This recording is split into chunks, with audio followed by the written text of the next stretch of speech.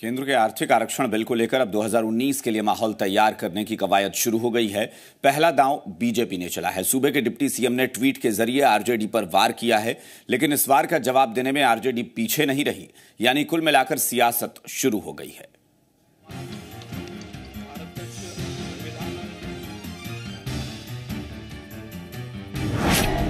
आर्थिक आरक्षण पर सियासत, डिप्टी सीएम ने खेला दांव। अब आरजेडी क्या करेगी?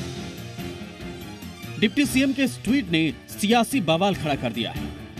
आर्थिक आरक्षण को लेकर आरजेडी से सवाल पूछा है कि क्या अब वो सवर्णों से इस मुद्दे पर वोट मांगेंगे। डिप्टी सीएम के सवाल का समर्थन उनके सहयोगी भी कर रहे हैं। अगर इनकी बात चलती थी या ये किसी तरह की बात था तो उसी जगह वहां समर्थन करना चाहिए। इसलिए अभी सब कहने से कोई फायदा नहीं होने वाला, और सच में किस मुंह से अब जाएंगे उनके बीच वोट मांगने।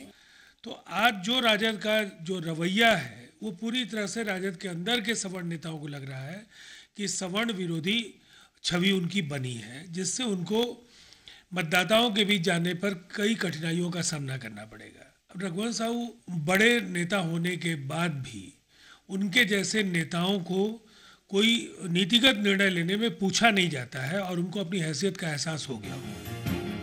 दरअसल बीजेपी ये सवाल तब पूछ रही है जब आर्थिक आरक्षण के समर्थन में आरजेडी के रघुवंश प्रसाद सिंह सामने आ गए, लेकिन आरजेडी का स्टैंड अभी भी वही है जो संसद में था कि हम लोग तो पिछड़ा पावे 100 में 60, सब सोपाने बांधी घाट, यही नारा लगाते हुए हम लोग राजनीति में आए। हम सुशील मोदी जी से जानना चाहते हैं कि वे इसका समर्थन करते हैं कि नहीं, यह स्पष्ट करें। 10% क्यों 15% मिलना चाहिए सवर्णों को, जो उनका हक और अधिकार है। क्यों आप 5% रोकने का काम किया? आप 15% उनको दीजिए और 85% में जो भी जातिगत आधार पर जितना जिनकी आबादी है उतना जो है उनको आरक्षण देने का काम कीजिए। वैसे देखा जाए तो अभी तक बीजेपी हो या संघ, जातिगत आरक्षण की समीक्षा की वकालत दोनों ने की है, लेकिन जब से आर्थिक आरक्षण का कोटा पास हुआ है तब से बीजेपी आरक्षण को लेकर नई सियासत कर रही है, विरोधियों को इसमें घेर रही है। लेकिन इस नई सियासत से क्या आरक्षण को लेकर बीजेपी की राय पहले से अलग हो गई है? बड़ा सवाल है। आशुतोष चंद्र